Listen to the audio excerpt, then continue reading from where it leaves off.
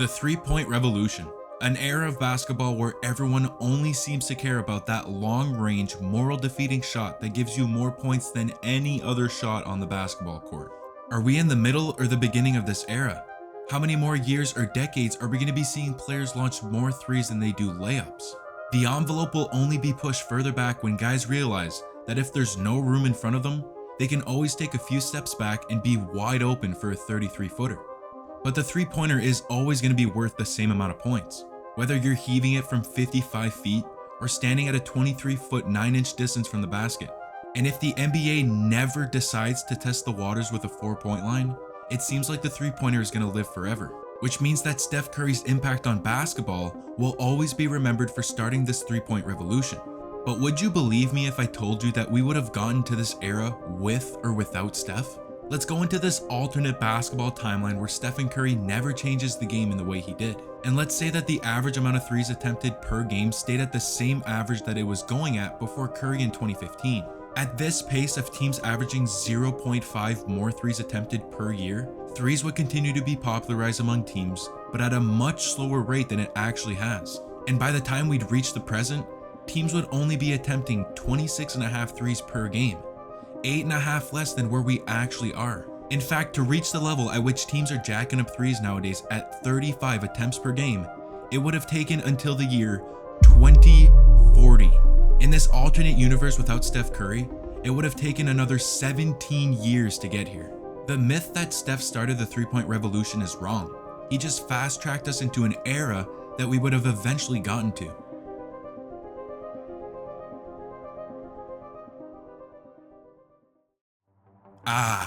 The universe of NBA myths. Was the New York Knicks envelope really bent and frozen? There's no footage of Wilt's 100-point game. Did it really happen? Has defense really disappeared in the NBA? That's the beauty of a myth. You don't know if it's true, and there usually isn't enough evidence to prove that it's wrong. A lot of it has to do with opinions and biases, and when you remove those judgments and dig a little deeper, that's when you can really determine whether a myth is valid or just straight up ridiculous. As a matter of fact, opinions and biases have a strong hold over the topic of superstar calls. We've all heard it before. Superstars get favorable calls from the refs because they're superstars. It seems a little crazy to think that the people who are officiating the game would be biased towards top-tier players, but at the same time, it's not that surprising. NBA refs have a history of being biased towards teams or players. I'm looking at you, Joy Crawford. In fact, last season, longtime ref Eric Lewis was outed for having a burner account, revealing that his entire family were huge Celtics fans, making it not much of a coincidence that when he reffed Boston games, the Celtics won 63% of the time, ranking first out of all teams when he was officiating. And when he worked their games during the playoffs, Boston is 11-2. Coincidence? I don't think so. And the fact that he retired once the NBA began investigating him looks very guilty. Biases are real, so is it crazy to think that superstar calls are actually a thing? There's no concrete statistic that gives us insight on how soft a foul is, or what's going through the official's head when he's making a call. But something that we can look at are free throws. When a player comes into the league, it usually takes a few years for them to be cemented as superstars. So if we looked at their average number of free throws taken before and after they were superstars, we might be able to get a clear answer. A couple months ago, I made a video about the two tiers of superstar players, in which the definition of a superstar is a player who has elite basketball talent, they have the biggest impact on winning, and they're very consistent. These are the guys who unanimously fit that mold, and I'll use Jokic, Giannis, Kawhi, and Ja Morant to expose these cheating ass refs. Now, determining when a player actually became a superstar can be a little tricky, but I'll just keep it simple since we are a basketball community that loves scoring. We'll go by the numbers. It's a little deeper than that, but I just want to keep it simple. So for Jokic, his leap to superstar status would be right here. In the 2020-21 season, when he leaped from just shy of 20 points per game the previous season to 26 a night and snatching the MVP. For the 4 years before that, he only averaged 3.6 free throw attempts per game. And in the 3 years that he's been a superstar, he's nearly doubled his attempts at now 5.9 per game. We might be onto something. This trend continues with Giannis, Kawhi, Ja, Dame, Jimmy, Curry, and Tatum. I couldn't help myself, I had to check some of the other guys. It's astounding. Once they became superstars, every single one of these players would get more whistles and free throw attempts. Is it respect from the referees? Do they favor the NBA's best players when they're making a call, thinking that one of the best players in the league has a good reason as to why he's complaining? Or maybe they're scared to miss a call on a superstar because if it's bad, it'll be posted everywhere and they're gonna look like a bunch of Stevie Wonders. There is something that has to be said though. Superstar players have the ball in their hands much more once they've proven that they could lead a team. That means that they're driving it to the rack much more, they're shooting more, and just giving themselves more opportunities to be fouled, making the case for superstar calls to actually be a reality less likely. But at the same time, let's say there's a close call between Nikola Jokic and Kevon Looney. In most cases, the official will give the benefit of the doubt to Jokic much more often. For whatever reason that is, I don't know. Superstar calls are an interesting concept.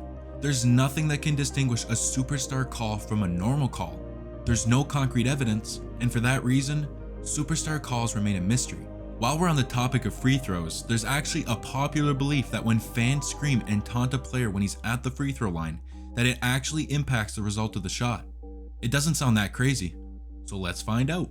Over the course of NBA history, or even just basketball history, there have been countless amounts of taunts done by fans to get players to miss free throws. From cardboard cutouts of hot girls, to this old guy trying to use the force to move the ball, and even Michael Phelps. Everything has been done to try and distract free throw shooters. Even the use of science.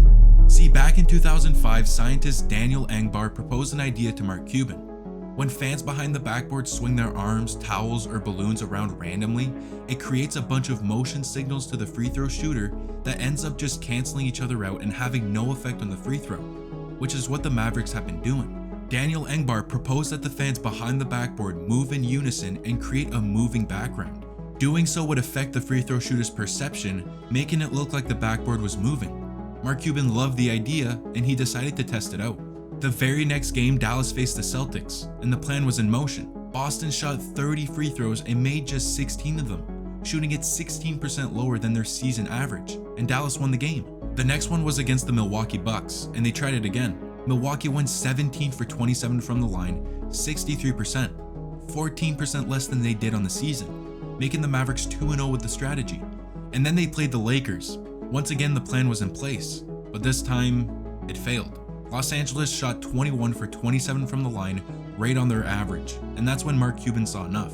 He emailed the scientist back telling him that it failed miserably against the Lakers and that their early season success against the Celtics and the Bucks was just random. It's confusing as to why he shut down a strategy that won his team 2 out of 3 games, but in the end Mark Cuban gave up on it and no other team has tried it out since. Did Cuban know something that we didn't? Because here's the difference between the league average free throw percentage at home versus on the road during last season. Teams shot better at home by a whopping, you ready for this? 0.21%. There's essentially no difference, and this trend has been a thing for many years in the NBA. Can fans really distract the greatest basketball players on the planet? The answer is no, making this myth a complete load of shit. There's a saying that has been drilled into the minds of young athletes for ages, and it might just be a myth. Defense wins championships. It's a pretty broad statement that could be made about any fundamental part of the game. Threes will win you championships, having 4 all-stars on your team will win you a championship. It's an obvious statement. If you can't play defense, you won't even be in the position to win the championship in the first place. And it isn't always what gets you there. But in the past, it was. From 1998 to 2010, the team with the best defensive rating in the league won the championship 4 times. If you had the top defense, you had a 31% chance at winning the championship. But from 2011 until now, the team with the top defense won the championship just twice, giving the franchise with the best defense in the league a 15% chance of winning it all. Half of what your chances were a couple decades ago. Defense has seemingly lost its value, which was willingly done by the NBA when they added the defensive 3-second and got rid of hand checking. With those changes, the league offered its players the opportunity to play fast and free within those rules. And the newest generation of players have taken that concept and absolutely ran with it. But back to the myth. Defense wins championships. If this statement is true, then the average defensive rating for an NBA champion should be higher than the average offensive rating, right? I think that's something that we could all agree upon. Once again, from 1998 to 2010, the average defensive rating of a championship team was just shy of 5th place, with the average offensive rating being around 8th. In this era, the saying was true. A team's defense had to be better than their offense if a team had championship hopes. But times have changed. Since 2011, the NBA champions would average a 6th place defensive rating, only 2 spots lower than it was 10 years ago. But the average offensive rating was in 6th place. In today's game, your offense has to be just as good as your defense, making the statement that defense wins championships wrong. Championships are won with, of course, really good defense, but it's also just a piece of the puzzle when it comes to bringing everything together to win a ring. The emphasis on defense in today's league seems like it's at an all-time low. It could be because the NBA finally created the product that they wanted years ago when they implemented new rules. Or maybe it's just the players themselves who use the defensive end to take a breather, because why play hard on defense when you can just outscore them on offense? Defense used to win championships, but now in an era where everyone has scoring on their mind, offense and threes win championships.